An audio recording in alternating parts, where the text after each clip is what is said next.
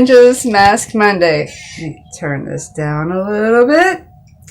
And today I am doing a mask from Alice. This is Brock. I've been wanting to use this so bad because I'm kind of interested in how it smells. Like, wouldn't you be interested to see how it smells? Like, more than how it works? Me, I would. But this is from Tony Moly Broccoli Sheet Mask. And says leave on 20-30 minutes. Well, I never do that. I know a lot of people insist, but nah. Let's go ahead and put it on. If I can find the opening. Oh, there it is. So, and while I put this on, this is a video that might have some trigger warnings. So this is a disclaimer. If you have problems with addiction, or you know someone that has problems with addiction, I will leave in absolutely every description box that I have, even with my regular makeup content or whatever kind of videos I do, I will leave that number in my description box. Well, it's a website. You click on it and it'll show you a number you can call toll free. And it is absolutely confidential. So, okay, then there's the mask. This was easy to do because a lot of them, they're so hard to unfold. Oh, it smells good. I don't know why I expected it to smell like cabbage. But anyways, this is part 4 of the addiction series. So in the last part, I had gone to a treatment and I had left. And then after like 3 days when I started feeling better after all that shit, I thought I had it. And so, of course, I left. It's supposed to be a 2-week thing, and I left like after 3 days. I started feeling better, and I was like, okay, I got this. And then when I went back, you know, I got all kinds of stuff thrown at me. Like, oh, here, take some. Here's some, there's some. And I was like, you know, if I just do a little, I still got it under control, which was a crock of bull. Anyways, so it got worse than it was really, really quick. I was back on doing the same shit that I was always doing. And I remember I was walking the streets one night. And there was this guy that pulled over, and he was looking for one of my girlfriends. And I was like, oh, well, you know, and it was freaking cold, because Germany is cold as shit, right? So he was like, I said, well, she just left. You know how long that takes? She might be back in like half an hour, but you're just going to have to keep a lookout, because as soon as she gets dropped off and another car pulls up, she's gone again, right? He's like, well, I had an appointment with her. You know, I had a little date with her. And I was like, well, try to call her, because this is when cell phones were new and they were like this freaking big. Anyways, so he couldn't get a hold of her, which was, you know, duh, she's not going to answer the phone in the middle of what she's doing. So he was like, do you have anything going on? I was like, no, because right in that minute I had some money and I didn't have anything to do, and it was freaking cold. So he was like, let's go for a hot chocolate, well, hot toddy. And we went to this place, and Now Wieser Fiddle, and that was the name of the cafe. It was called the Now Wieser Fiddle. Or Now Wieser Ecke, I forgot. And we went there, and I had a hot toddy. It was hot chocolate with some liquor in it, and which is really good in the wintertime to drink. And so we just started talking, right? And she did eventually show up in the cafe, and it was like, okay, see you later. So the next few days and few weeks, I'd always see him, and we'd talk a little bit, but he wasn't really interested in me, right? So which was fine. It was just something different. And so we, you know, every time we would talk about like our lives, and he always wanted to know how I got to where I was, and then, you know, kind of told him my perspective of things. Oh, this feels so freaking good. Oh my gosh, it's so freaking good. You know, guys, I was sick for the last 2 days, like utterly fucking sick. I mean, I could not stop throwing up. I couldn't even put it. But here's my savior. This is what saved me. Coca-Cola and Finnegan kept me from, and a lot of rest. God, I woke up this morning and said, thank you for letting me have such a good rest, because I slept 11 hours and now I feel better. But anyways, back to the story. After a while, this was getting like close to Christmas. And it was cold as fuck. And he was like, I think it was like 2 days before Christmas. He was like, well, she stood me up. She was supposed to come over and spend Christmas with me. And, you know, I had no family. I didn't know where they were or anything anymore. I didn't have anything anymore. And he was like, would you like to come spend Christmas with me? And I was like, well, you know, I kind of got to make my money. I kind of need my stuff. And he was like, well, I got that because I actually had it for her, but she's not showing up. So, you know, you want to come over and spend Christmas with me? I know you don't have a family. I don't have a family. And I was like, sure. Okay. So he was, he owned a magazine called, the Folklinger Rundschau, which is like, it's a little book that they give out, that he gives out with all the stores that are in the town, the new openings, like the new gossip, the what's going on with the government, you know, just like a little magazine from the town.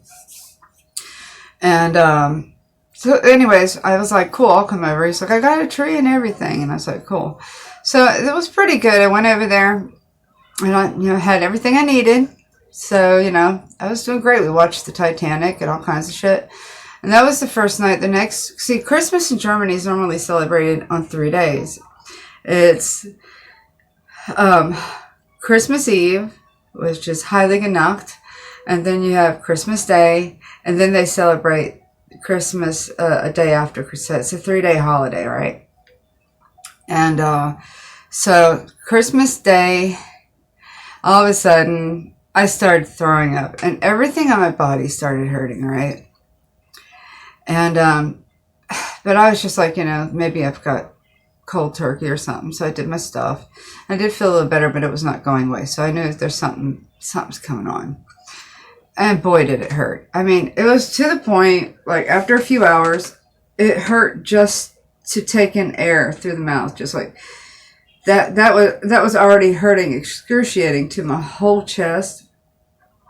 And there was something wrong with my arm and my leg. Like I could barely move them. And I hadn't fallen or anything, so it was kind of weird to me. I started throwing up a lot, like nothing was helping. So I went to bed thinking, you know, let me do just one more shot, and then I'll go to bed. Maybe it'll be better the next morning. The next morning I woke up, my leg and my arm was stuck like this. Like they were hard. Like I couldn't do this. Like it was stuck. And I was like, well, it looks like we're going to have to go to the hospital, girl. And I was like, fuck. And so we went to the hospital, and I had like the highest pneumonia you can only imagine, which is like, duh. I should have known that shit was coming. You can't walk around like that in the wintertime. Neglecting your immune system with these skimpy clothes on in the middle of winter in Germany. You're just not going to get away with it. I don't care who you think you are. So they put me in a bedroom. And, of course, they saw that my arms were all shot up. My hands were shot up. At this point, I was taking everything out of my groins. My groins are so bad. I have tattoos over those 2 spots that so, you know, when I go swimming, people can't really tell. So I went to the hospital and they put me in a bed and, they put me on methadone. And, cause you can't keep a drug addict in a hospital and save their lives and put them on cold turkey. So they put me on methadone, and the methadone wasn't quite strong enough because my usage at that time was 5 grams of heroin and 5 grams of cocaine per day, which is about $700 worth of dope a day. So I was like pretty up there, you know? And, so anyways, they ended up putting me on polymetone, which is right underneath. It's kind of like here's methadone, here's polymetone, here's codeine, right? So I was on polymetone. I've done the codeine before. You don't want to withdraw on that. But, you know, I was on the polymetone. I started doing well. They gave me a lot of antibiotics. Long story short, I ended up being in the hospital for like 93, 94 days, something like that. It was a long visit. And when I was in there, I was talking to the doctor about reducing the polymetone every few days, just a little bit, so I could be on 0 before I get out. And then I'd be clean, right? That was what I thought. It's just so easy. And it was working great. You know, it was a little adjustment, you know, discomfort. But it wasn't as discomforting as a withdrawal by far. So, you know, I was willing to take that. And while I was in the hospital, you know, he came every day and he brought me my Pepsis and some pizzas and stuff like that. And, you know, we always had these great talks. And he was like, listen, what do you plan on doing when you get out of here? You know, because if you're not using anymore, you can't go back to where you were. And I was like, fuck, you're right. So he said, here, look, I'm going to give you something to think about. You could come move in to my place, and I need someone to help me with the layouts and the editing of this, you know, this magazine. This was right when the internet came out, so we really didn't work with internet. We just did it all like old school style. Like I cut out the pictures, I wrote the articles, we typed them up, we took them to a publisher, and we put them out, and then we got them printed. And when they were printed, we picked them up and we separated them in the town. And I was like, well, cool, you know, then that way, you know, I'm not a part of that crowd and I'm clean. I'm not really clean yet. I think I'm getting clean because I'm almost at 0 on povidone, but I'm not. But, so we thought that would be a great idea. And I got released off the hospital and I was on 0, which was really cool. And I was like, oh, I'm living a new life. So, you know, got my own room, started making everything cool, right? The first week went great. You know, he showed me everywhere where the stores were supposed to, and the companies were supposed to visit, and kind of like his books and how he does everything, and the work area, and it was really cool. So, and I got decent money. I'm telling you, I got some fucking money. I was like, I didn't even know what to do with myself, right? And I was taken care of. And what still fathomed, what I couldn't wrap around my head was that he's not wanting anything from me. And he told me it's because he respected me, right? Well, I still didn't get that. He was still going to see his hookers and everything, which was, you know, fine, you know. But a week later, I started getting sick again. And it wasn't pneumonia or anything. This was just out of the blue. I was eating some kind of pasta, and it just went in my stomach. And after that, I just could not stop throwing up. I mean, blood was coming out of my throw up. It was just really bad. So I had to go to the emergency room again. A week later, after I just got out, and they did a whole bunch of tests. They admitted me again. They put me on povidone again. I didn't know that at that point. But I was, you know, they admitted me and they did all these tests, and they told me you had a withdrawal from povidone. And that's why your stomach. I said, well, I came out with 0. And they said, well, sometimes it takes a week. See, like heroin, it takes 4, 5, 6 hours before you can get a withdrawal if you don't do anything. This stuff is sneaky. It took like a whole week. And that's how methadone does you too. It'll take a few days before you think you're fine and you're free. You're not. So anyways, so he gave me a prescription. You know, I got released from the hospital and I went to this doctor. And she wouldn't give it to me. She was just like, the hospital cannot just keep releasing these junkies and bringing them to me, expecting me to prescribe them. Well, I didn't get any, right? So we ended up going downtown, buying some more heroin. There, we're right back at it again, right? But I was really, really disappointed. Like, I need to figure a way out, right? I can't be doing this. You know, and I was sitting around depressed. So he was basically going downtown getting me stuff every day after I got home. But I wasn't just using it like I used to. I would just use it for the morning when I woke up so I wouldn't feel sick. In the middle of the day when it wore off. And I did it at night when I went to bed so I wouldn't be sick overnight. And so I started getting really depressed. Like, I can't do this forever. I can't. I feel like I'm the monkey to the drug. And I started getting these thoughts like, you know, I don't know where my family is anymore. I haven't seen them in years. I need to be official because, see, with him, I was doing under the table work. I wanted to be like an official person that is in the system, you know. I kind of couldn't be because, you know, my visa was gone and I wasn't married anymore. So we called that place in France again to see if they would take me again, even though, you know, I ran away the first time. So they said yes. The only problem was they weren't going to be available to have a bed open for a whole year. So he basically went and bought me my stuff. He would buy, like, sometimes it would only be enough for a day. Sometimes he would have enough for a whole week. You know, and of course I paid for it because, you know, I'm working now. I can't expect him to be paying that. But, I mean, he went through that risk, you know, of carrying that stuff for me for almost a whole year.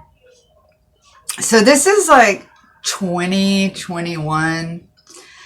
And no, it's 2021 or 2000. 2021. What am I talking about? This is like 2001, I think.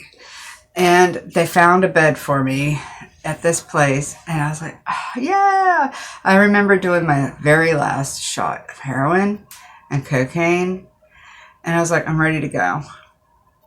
And so I went and got checked in and everything. And the same shit happened like it did the first time. I got so sick, you know, I'm sitting there like, just everything's coming out of me. I'm in my bed. They're taking care of me. This time it was even worse than before. And here's the thing about when you withdraw or get rid of a drug, every time you go back to it and withdraw again, it gets worse. I mean, the physical pain just gets extremely worse every single time you do it. And every time you go back to it, also, all the bad consequences and things, they happen faster. Like, I mean, we call it the sleeping tiger. I'll get to that later in the recovery series. But, anyways, it got so bad, the withdrawals, that I was sleepwalking in my misery. I would actually walk into doors. I remember one time I fell asleep and I was dreaming that I was on a bus, like a school bus in America. And, you know, in the back they have that little emergency exit, and I was trying to get out of the window. I was trying to escape from somewhere. Well, anyway, somebody woke me up, and I was on top of a kitchen cabinet, like on the top. I don't know how I got up there, but I had all these French people telling me, you need to get down, you know, and I was like, it's dangerous, you know, and they helped me down, and then I went back to bed and got me a silver bullet. It was, this time it was really freaking hard. 2 weeks go by, I went through the whole thing, and I'm like ready to leave. He picks me up, he brings me my cigarettes. So life begins. So we celebrated. It was, we went and we put up a Christmas tree, and we got a fresh one. That was so nice because it smelled so good. And then I got some liquor. What I didn't know at this time, and what this treatment didn't do with me, is they never told me, they never educated me. They never told me there was a Narcotics Anonymous or an Alcoholics Anonymous. They didn't do any of that. Drug switching, sleeping tiger, all that stuff. They never told me anything about that. So I just basically just got clean and got released with, you know, no future education about how to take care of my addiction. So the first thing I did when I came out was celebrate and drink alcohol. Well, before you know it, I was switching the cocaine and heroin and all that shit for alcohol. I started drinking alcohol all the time. But, let me see. I'm going to let this go for right now. Oh, it's not too much longer. Well, actually it is, because this is like 2001. And I didn't get clean till 2016. So if you're still interested, I hope you'll come back and watch the next part of the story. I am just so grateful for God. I didn't really know who he was until I got sober, but I'm just so grateful for him keeping me alive. And I just want to say, this mask here, I love it. It stayed on pretty good. It wasn't fully drenched. My face feels absolutely fine. I'm going to let this soak in. And y'all go check out, I always feel like I have a pair of dirty drawers in my hands. But y'all go check out the other beauty ninjas and see what they've got going on. Just want to remind you, Beauty and More with Renee has got a wonderful giveaway going on. She's a dear friend of mine. Please go and check her out. Her video is also in the description box. And I hope you guys see you next Monday. And I love you so much.